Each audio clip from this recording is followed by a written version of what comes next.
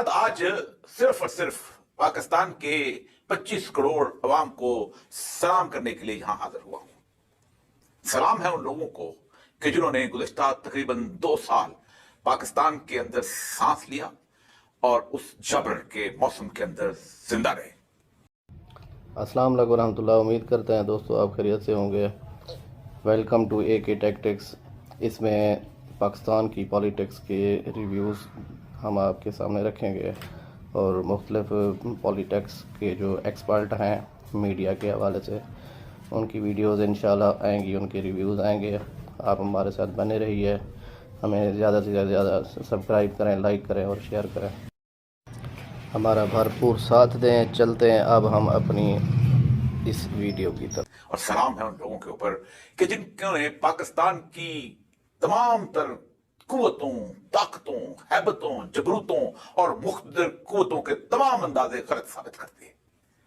ये लोग मुद्दतों अपने ड्राइंग रूमों में बैठ के गुफ्तगू कर रहे थे कि अगर हम ये कर ले तो ये हो जाएगा, अगर हम ये कर ले तो ये हो जाएगा। इन्होंने सोचा कि हम अगर एक शहर के अंदर एक बड़ी तादाद के लोगों को गिरफ्तार कर लें और फिर मुद्दतों उनके वालिदैन को उनसे मिलने न दें और उनकी चीखें जो हैं वो भी लोगों तक ना पहुंच सकें, तो एक खौफ की फिजा पैदा हो जाएगी और लोग डर जाएंगे। इन्होंने ये समझा था कि हम पाकिस्तान के तमाम मीडिया चैनल्स के ऊपर पाबंदी लगाते हुए उन्हें सिर्फ एक खास नौयत की खबरें देंगे और उनके लिए शजरे ममनुआ होगा किसी एक शख्स का नाम, तो शायद लोग बदल जाएंगे।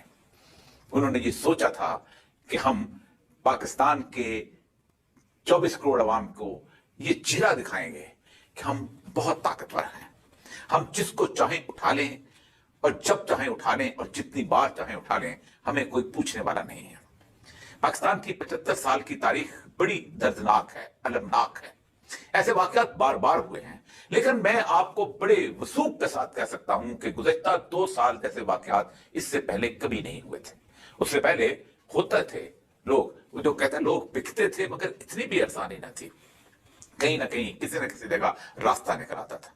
पाकिस्तान में मिसिंग पर्सन्स का रवाज तो वैसे भी 2007 के बाद पड़ा है। अगरचे जुल्फ़िकार अली भुट्टो के एक दलाई कैंप के जो मिसिंग पर्सन्स तारी वगैरह 6-7 लोग थे, उसके अलावा नहीं थे।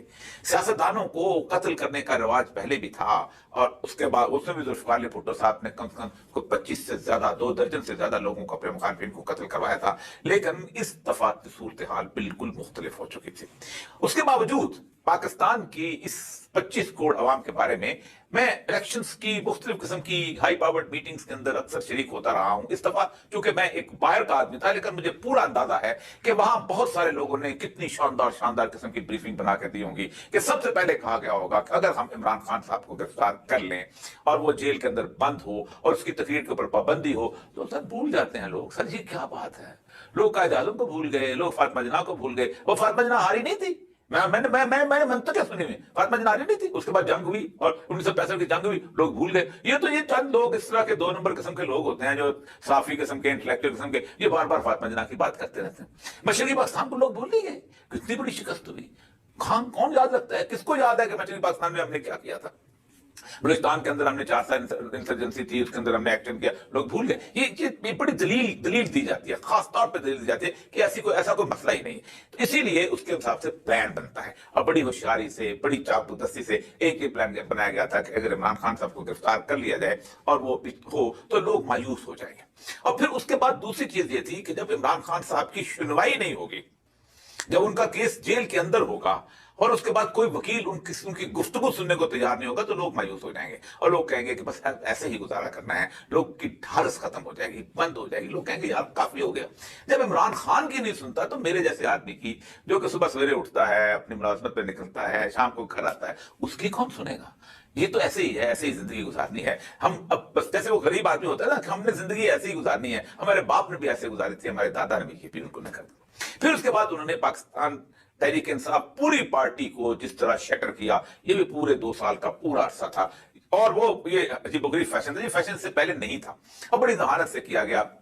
लोगों को उठाया गया, उठाने के बाद उनके बाद वो लोग हाजिर हुए, कुछ 3-4 का इंटरव्यू करवाया गया, 1-2 को कहा गया कि तुम सामने आके बताओ क्या सूरत हाल है, बहुत खौफनाक हद तक तुम स्कैंडलाइज करो चीजों को, और फिर प्रेस कॉन्फ्रेंसेस का जो चला है, ये सब कुछ हो गया। इलेक्शन डे की प्लानिंग बड़ी कमाल की हुआ करती है, और इलेक्शन डे की प्लानिंग के बारे में मैंने कल भी बहुत तफसील से अर्ज किया था कि 5 मुख्तलिफ तरीके होते हैं जिनसे धांधली की जाती है, लेकिन इस कौम ने इन 5 तरीकों को शिकस्त देके इनके मुंह पर इस जोर का तमाचा मारा है कि अभी तक शायद जबड़ा भी हिल रहा होगा।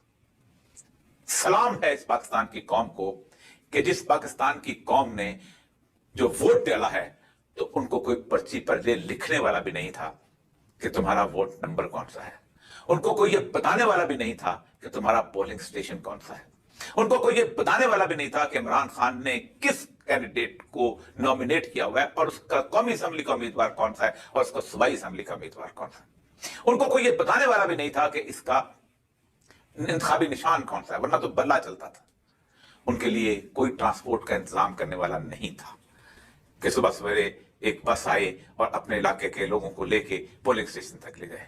उनके लिए कोई चिंची रक्षा कोई नहीं था। उनके लिए कोई पोलिंग स्टेशन के आसपास बिरयानी बांटने वाला, पोलिंग स्टेशन के आसपास शरबत पिलाने वाला कोई नहीं था, ढाल बनाने वाला भी कोई मौजूद नहीं था।